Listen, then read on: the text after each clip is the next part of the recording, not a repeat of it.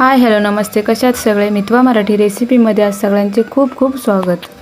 तर आज आपण तयार करणार आहोत ओल्या नारळापासून एक झटकन आणि पटकन होणारा नवीन पदार्थ। तर वेळ न घालवता आपण कृतीकडे वळूया आणि त्याचबरोबर तुम्ही व्हिडिओला लाईक सुद्धा करा। तर हा पदार्थ आमच्या इकडे कोकणात भरपूर नारळ असले की हा पदार्थ आम्ही नक्की करतो। हा पदार्थ झटकन आणि पटकन होणारा आहे आणि त्याचबरोबर लहान बाळांसाठी आणि सगळ्यांसाठीच हा पौष्टिक पदार्थ आहे। चला तर मग प्रथम आपल्याला एका पसरट भांड्यामध्ये 1.5 वाटी गव्हाचं पीठ घ्यायचं आहे। रोजच्या वापरामधली जी आपली वाटी असते त्याच वाटीने इथे आपण पीठ मोजून घेतलेलं आहे। त्याचबरोबर आपण इथे अर्धा चमच मीठ घालणार आहोत। त्यानंतर आपण इथे 1 चमच तेल घालणार आहोत। आता आपण रोज चपातीसाठी जसं पीठ मळून घेतो त्याच पद्धतीने आपण इथे थोडं थोडं पाणी घालून हे पीठ मळून घेणार आहोत।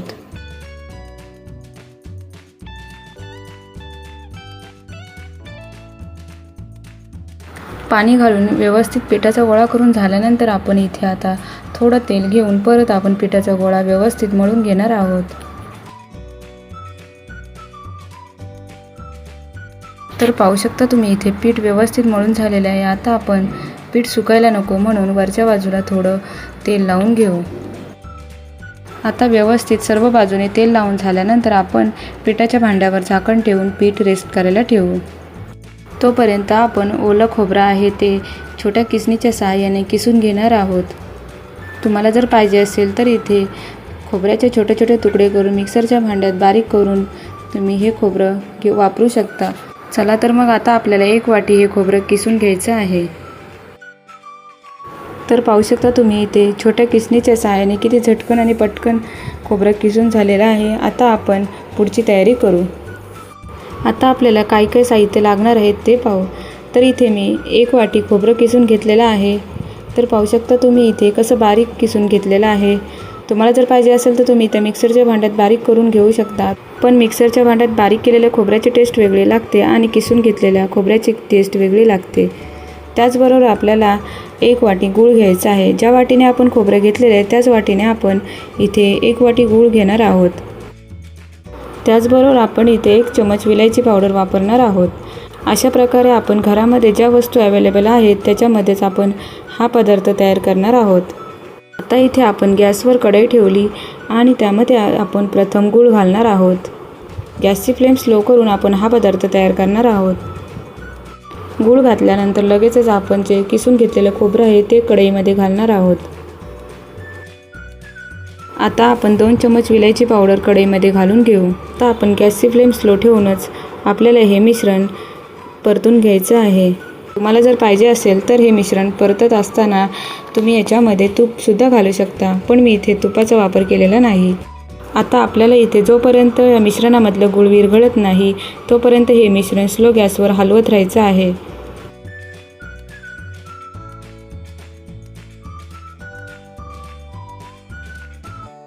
तर पाहू शकता तुम्ही अर्ध्या मिनिटातच सर्व गूळ विरघळून गेलेला आहे आणि व्यवस्थित छान हे मिश्रण तयार झालेलं आहे। आता आपण हे मिश्रण थंड करायला ठेवू। गूळ आणि खोबरं व्यवस्थित मिक्स केलेलं मिश्रण हे थंड होते तोपर्यंत आपण इथे जे गव्हाचं पीठ मळून घेतलं होतं त्याचे छोटे छोटे गोळे तयार करून घेऊ, म्हणजे इथे वेळसुद्धा वाचेल आणि झटकन आणि पटकन ही रेसिपी तयार होईल। तर पहा इथे व्हिडिओमध्ये दाखवते त्या पद्धतीने आपल्याला इथे छोटे छोटे गोळे तयार करून घ्यायचे आहेत।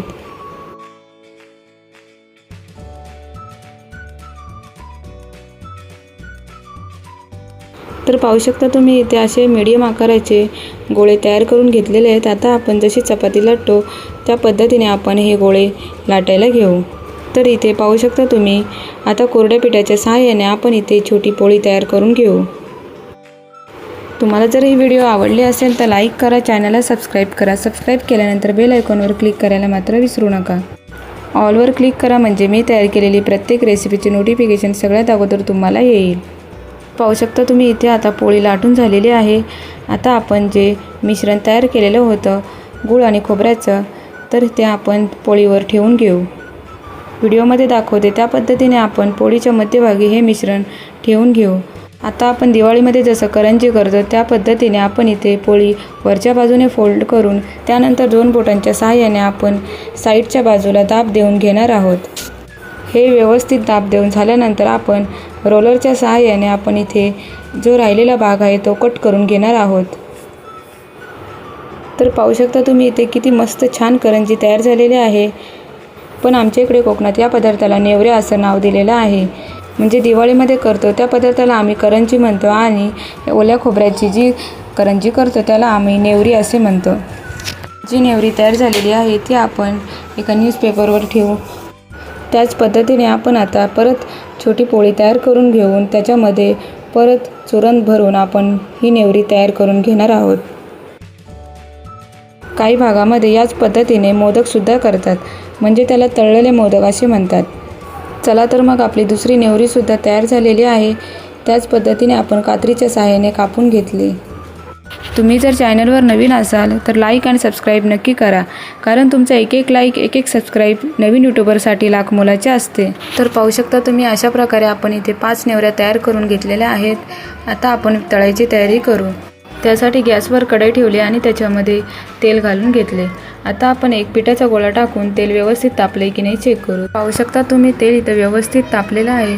आता आपण गॅसची फ्लेम स्लो टू मिडियम ठेवून आपण इथे नेवरी हलक्या हाताने तेलामध्ये सोडणार आहोत। एका वेळी आपण इथे 2च नेवऱ्या तळून घेणार आहोत। तर पाहू शकता तुम्ही इथे नेवरी व्यवस्थित मस्त फुगलेली आहे।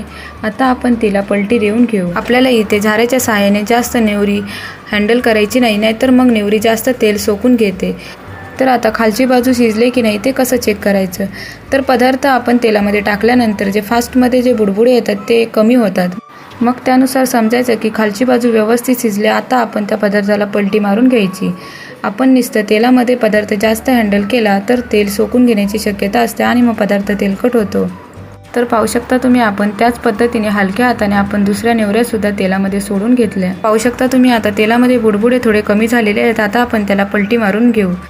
तर पाहू शकता तुम्ही मी सांगितल्याप्रमाणे बुडबुडे कमी झाल्यावर तो पदार्थ शिजलेला असतो। तर पहा इथे नेवरी व्यवस्थित शिजलेली आहे। आता आपण ती झाऱ्याच्या सहाय्याने तेलामधून बाहेर काढून घेऊ। तर पहा इथे नेवरी किती छान मस्त फुगलेली आहे। अशा पद्धतीने आपण आता सर्व नेवऱ्या तळून घेणार आहोत। तर पाहू शकता तुम्ही इथे नेवऱ्या किती मस्त फुगलेल्या आहेत। आपण प्रथम इथे 5च तयार करून घेतल्या, उरलेल्या पिठाच्या नंतर करून घेणार आहोत, कारण हा पदार्थ गरम गरम असतानाच खायला खूप मजा येते। तर पाहू शकता तुम्ही इथे नेवरी किती मस्त छान फुगलेली आहे। फक्त आपला खोबरा किसून घेईपर्यंत आपण पीठ मुरायला ठेवलं होतं, तरी पण पाहू शकता तुम्ही इथे किती छान मस्त नेवरी फुगलेली आहे की नाही झटकन आणि पटकन होणारी रेसिपी। या पद्धतीने सुद्धा तुम्ही रेसिपी करून पहा आणि कशी झाली आहे ते मला कमेंट करून नक्की सांगा। अशा पद्धतीने काहीतरी वेगळं केल्यामुळे लहान बाळंसुद्धा आवडीने खातात आणि त्याचबरोबर शुगरच्या पेशंटसाठी सुद्धा ही रेसिपी पौष्टिक आहे, कारण आपण याच्यामध्ये साखरेचा वापर केलेला नाही, फक्त गुळाचा वापर केलेला आहे। आणि त्याचबरोबर ओलं खोबरं खायचे फायदे म्हणजे त्वचा हायड्रेट राहते आणि त्वचा हायड्रेट राहिल्यामुळे आपले केसांचे गळणेसुद्धा कमी होते। अशा प्रकारे खूप सारे फायदे आहेत। आणि महत्त्वाची गोष्ट म्हणजे आपण इथे काळ्या गुळाचा वापर केलेला आहे। काळं गूळ खाल्ल्यामुळे आपल्या शरीरातील हिमोग्लोबिन व्यवस्थित राहते आणि रक्ताची वाढ व्यवस्थित होते। आणि त्याचबरोबर शुगरच्या पेशंटसाठी सुद्धा हे गुड रेसिपी आहे, म्हणून शुगरचे पेशंट खाणार नाही, पण त्याच्यामध्ये गुळाचा वापर केलेला आहे म्हणून ही रेसिपी खाण्यास काही हरकत नाही। आणि महत्त्वाची गोष्ट म्हणजे उन्हाळ्यामध्ये अनेकांना नाकातून रक्त येण्याचा त्रास होतो, पण ओलं खोबरं खाण्यात असल्यावर हा त्रास कमी होण्यास मदत होते। म्हणजे उन्हाळ्यामध्ये हा पदार्थ खाल्ल्यामुळे आपल्या शरीराला थंडावा मिळतो।